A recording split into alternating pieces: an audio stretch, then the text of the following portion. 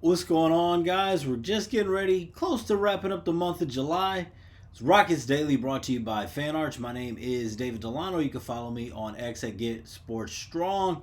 Going to keep you locked in with all things going on with the Houston Rockets, not just today, not just during the downtime, but also as we get into next season. So go ahead and make sure to subscribe. And we are locked and loaded as we go ahead through this off season together and get into next season. A few different things we're going to touch on here. Cam Whitmore did an interview that we're going to touch on. We talked about Jalen Green and some of his farewell comments last week. We're going to talk about what Cam Whitmore had to say.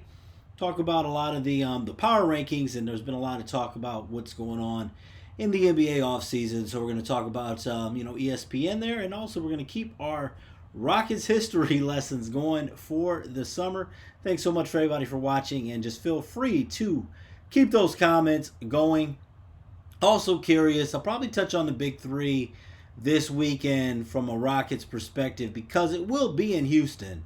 I'm just kind of curious in the comments. Anyone out there, I know this is Rockets Daily, with the downtime of the NBA, anybody following the big three, anybody following the WNBA, and any interest if the team does end up coming back to Houston for the WNBA. So just a couple things there. Now let's go ahead. First of all, let's talk about Cam Whitmore. So Cam Whitmore, he did an interview recently with Brandon Robinson. Shout out to him. Good platform over there. Very good guy over there. And let's go ahead and touch into Cam Whitmore's comments that he made on that platform. All right, so interview can be found over on scoopb.com. So when he was asked about his thoughts with Kevin Durant now playing for the Rockets, he said, Kevin Durant's a fit, but at the end of the day, the calendar is marked when the day comes, so it's going to be a good game. So he's saying that he has the Rockets circled on his calendar. And I know from, the comments with a lot of you guys, a little disappointed to see Cam gone for, second round picks when you look at the potential when you look at the offensive upside of what he's shown. Obviously needs to work harder on the defensive end, and he did acknowledge that when Brandon Robinson asked him what he'll take away from his time with Ime Udoka and his emphasis on the defensive end. Cam Whitmore, quote, he said, you said it yourself on the defensive end. You can't get on the floor without defense. When I first arrived in the NBA, I really didn't focus on that side of the floor, but as time went on, defense can make a big impact, and you don't even have to score the ball. You can rebound and hustle back on defense and get deflections, just the little stuff that helps the team win. So it'll be interesting to see if Cam Whitmore, he takes that those habits over to Washington, where they've had a lot of issues, but I think that Cam, especially locks in defensively, he's definitely going to get an opportunity to play. I think that it's going to be a strong season for Cam. I think that he's probably going to be averaging more than 15 points a game. See what that means with the Wizards, but it'll be interesting to see. And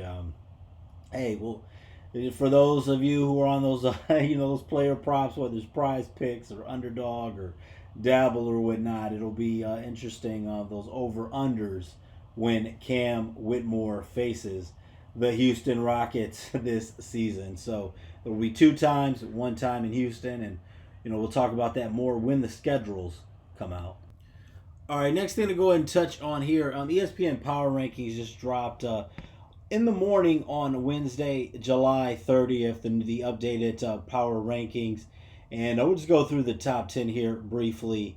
Number 10, Los Angeles Lakers, obviously Western Conference team. Number 9, Golden State. 8, the Orlando Magic. 7, the Los Angeles Clippers. 6, Minnesota Timberwolves. 5, New York Knicks. 4, Cleveland Cavaliers. 3, the Denver Nuggets. 2, the Houston Rockets. And, of course, Oklahoma City is number 1. So in that top 10 there, you've got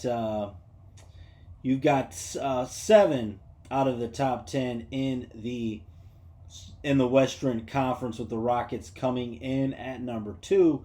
And I would say that right now that is really the consensus overall.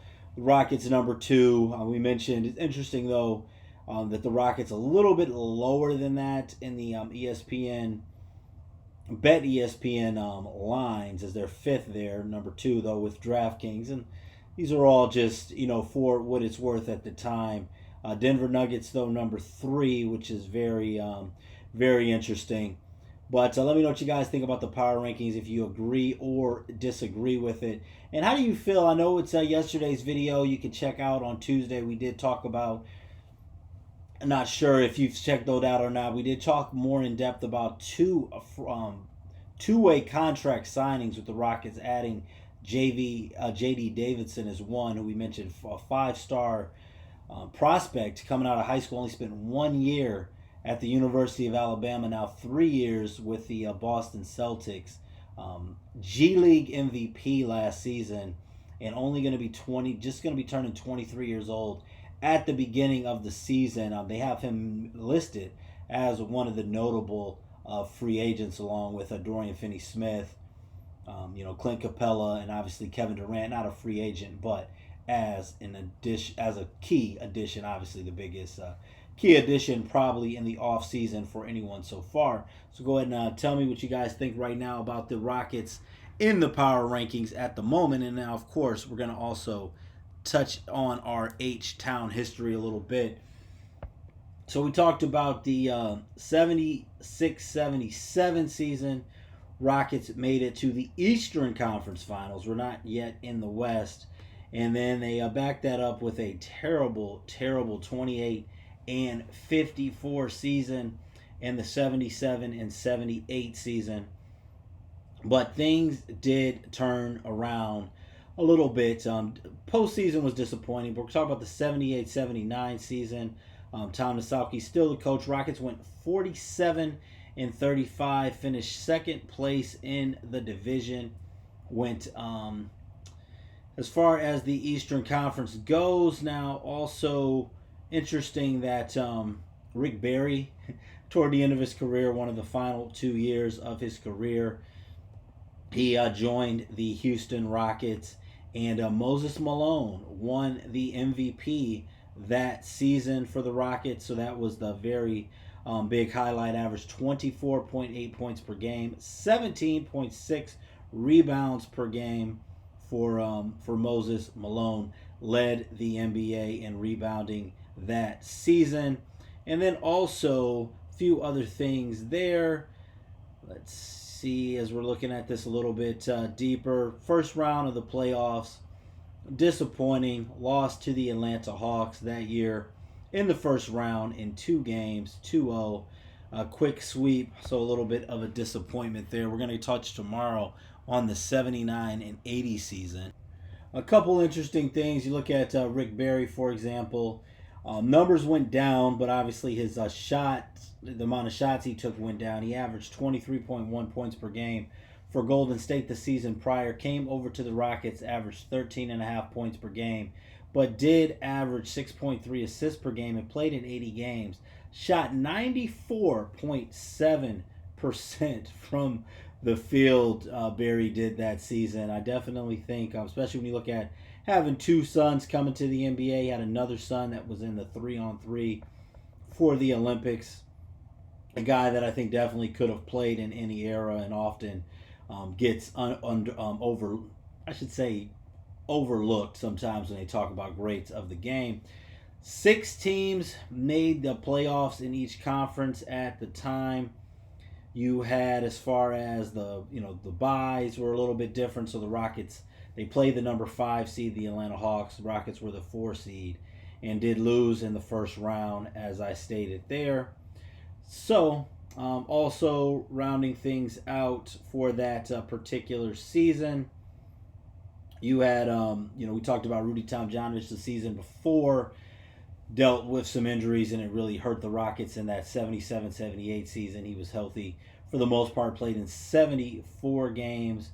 Rudy T averaged 19 points per game and 7.7 rebounds. Calvin Murphy, 20.2 points per game. And you had Murphy Moses Malone and Rudy T all making the All-Star game that year. So the Rockets had 3 All-Stars, with Moses Malone winning the MVP at just 23 years old. Focus a little bit more on the history today, but we'll be back tomorrow. See if there's any new developments, but we're definitely going to be diving into all things Rockets wise. Thanks so much for watching, and go ahead and subscribe. There's going to be a lot more to come. Thanks so much for watching. You can follow me on X at Get Sports Strong. God bless, and let's have a great day.